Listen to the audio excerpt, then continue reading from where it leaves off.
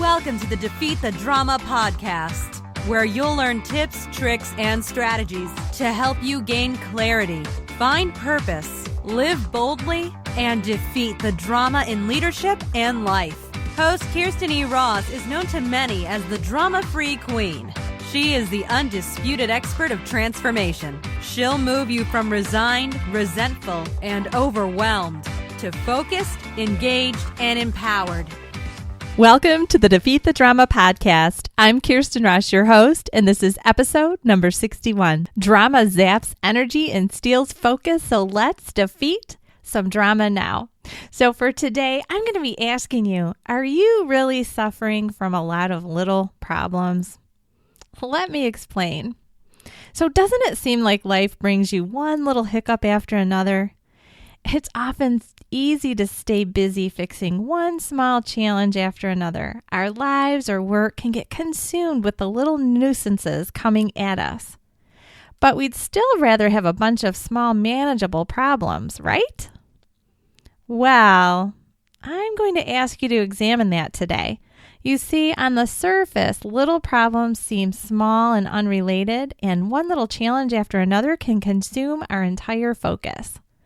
Often, however, what we're missing is that there's actually a bigger issue to tackle. Focusing on one little snafu after another does nothing more than shift your attention away from the solution that could actually alter your entire circumstance. So for instance, I have a client I've been working with for a while. At the start of each session, he would describe the current challenge. The team missed this deadline. There was a mistake on this project and no one caught it. We had planned to have a celebratory lunch together, but we had an emergency. I didn't have time to exercise. I have no clothes that fit right now, and I didn't get out to buy any. The full focus was on fixing each little issue as it popped up, or at least taking the time to complain about it. So I knew they were all connected, but he didn't. Not yet anyway. So his time was consumed with these seemingly unrelated but constant small hiccups. One day, as he described yet another minor frustration, I popped out of my chair and I said, "Hold that thought. I'll be right back." I went out into the waiting room and asked the receptionist where they kept decorative vases or containers. And, I was just looking, I knew what I was looking for and I knew I'd know it when I saw it.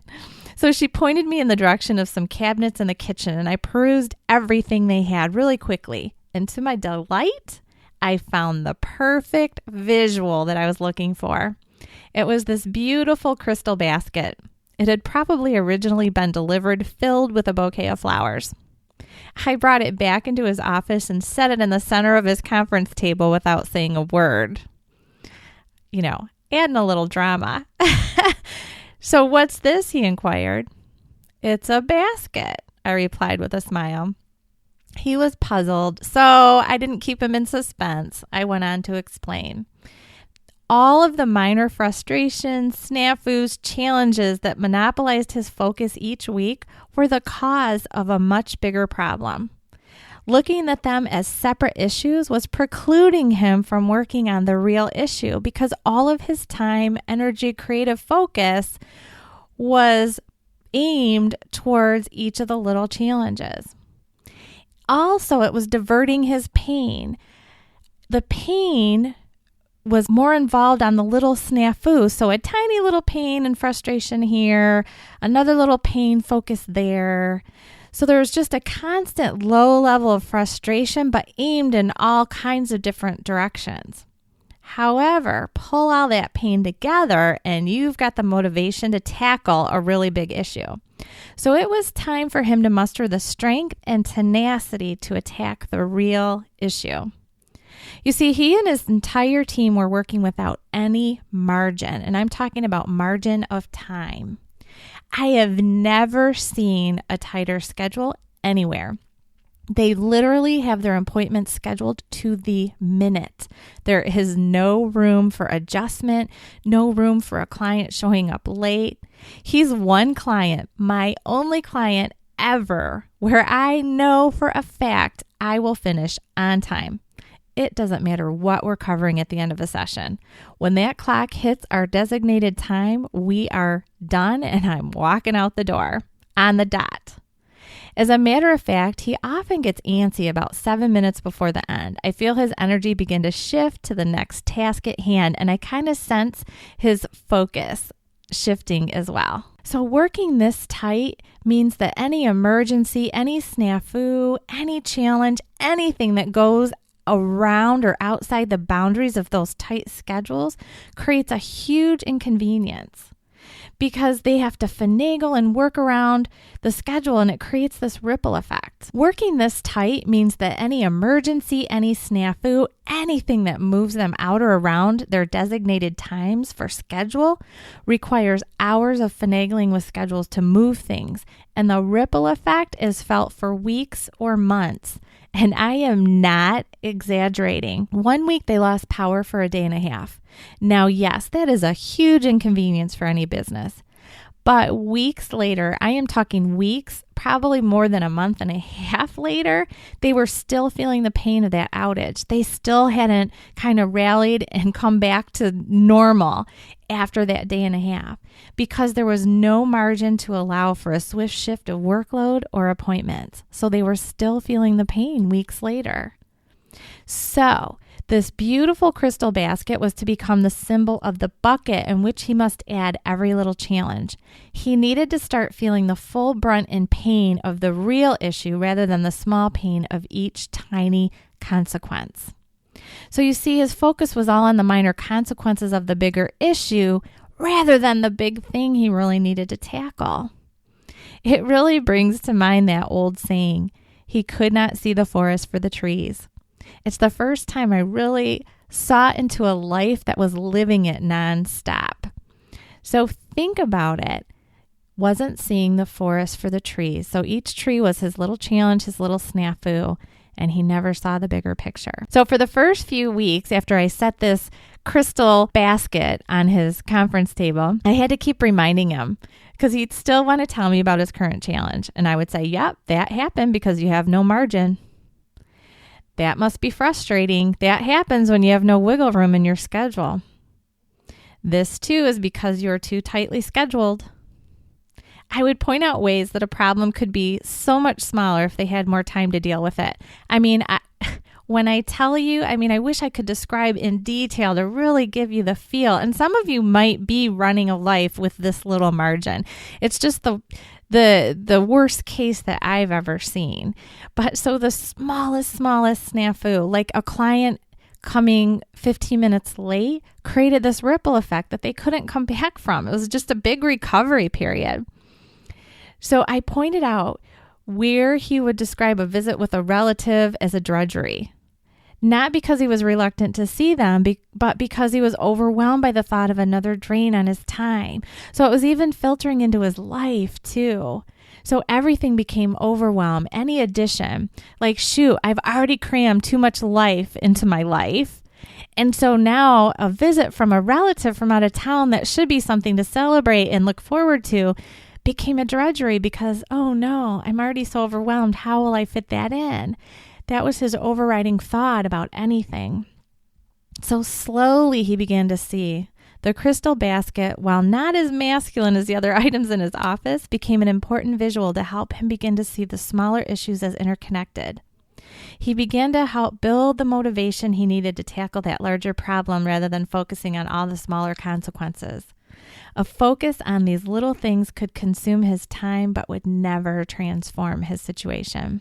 So I want to ask you to do a little evaluation. Where are you doing the same thing? So your larger issue may not be time, but I do want to ask you where you might be focusing on the small consequences of poor decisions or a lack of self-discipline. Is there a place in your life or work where it is time to shift your focus to a larger issue that is creating the ongoing chaos? Is your monthly struggle to pay your rent or mortgage the result of a larger spending issue? Are you perhaps shifting too many resources to smoking, gambling, or unnecessary shopping? Is your inability to find time to grocery shop, take a leisurely walk, or soak in a hot tub the result of your people-pleasing tendencies? So that would be your bigger issue you need to tackle rather than complaining about not having time. Are the struggles that you have with your team, significant other, or kids the result of your lack of integrity overall? Do you fail to keep your promises? Or perhaps the larger issue is your anger. I mean, I don't know what it is for you, obviously, but you might. Maybe not today, but when you start to take a look, you may. So start to pay attention to the little struggles and kind of follow that chain back. What is causing it? What causes each? And is there a common theme? Do you need to start bucketing all of the pain that you feel from the tiny little challenges, snafus, frustrations, and bucket it to motivate you to create a change, a transformation in that bigger thing? So package the emotion and frustration and begin to ignite the desire to tackle that bigger issue rather than the ongoing smaller consequences. It is time to truly transform your circumstance, and that is how you do it. So let me give you your kind of action step for today. Stop and take a look. And if you don't know what your challenges have been over the last few weeks, start today and move forward. Start to keep track, even if you need to keep a little journal and have a little visual. Start to think about, you know what? This little thing that keeps happening is caused by this bigger issue, and start to tackle that one instead. I encourage you to do that because that's what truly transforms a life or work. And you know what? If you need help, let me help you. Shoot me a message and let's schedule a time to talk. Go to defeatthedrama.com, click on the podcast site, and then go to submit your question. Those come directly to me. You can send me a question or just tell me, help, I need help. Please help me. I would love to help you. And you know what? Mention that you heard this on the episode and I'll provide a 15% discount on your first month of coaching. How would that be? Would that ignite a little fire and get you moving in the right direction? I want to help you defeat drama in your work and your life. And I can help you. If you're not aware of what is the connection between all your little challenges and snafus, I can help you figure it out swiftly. And then we can create some action steps that get you moving in the right direction. So send me a message and let's get to work. And in the meantime, if you've enjoyed this episode, I would love it if you would do the 3 S's. So the first one is subscribe. If you haven't already subscribed to this podcast, do so that you don't miss any future episodes. The next is submit. Submit a review so that other people can find this podcast, and also submit your current drama challenge. Remember, I'll provide customized solutions on a future episode. To do that, go to defeatthedrama.com, go to the podcast tab, and then click submit your question. You can record your current challenge or shoot me a message and I'll provide those customized solutions. And the last one is support. I truly am on a mission to defeat drama, one person, one business, one family at a time. And so if you find value here, don't forget to share with other people. I would so appreciate it. Shoot a message to your colleagues or any list that you're on, or use the old-fashioned method of picking up the phone and calling someone or having a face-to-face conversation. Let them know the value that you found, and let's get some more people listening so that we can all live in a world that is free of drama. All right, until next time, make it a great day.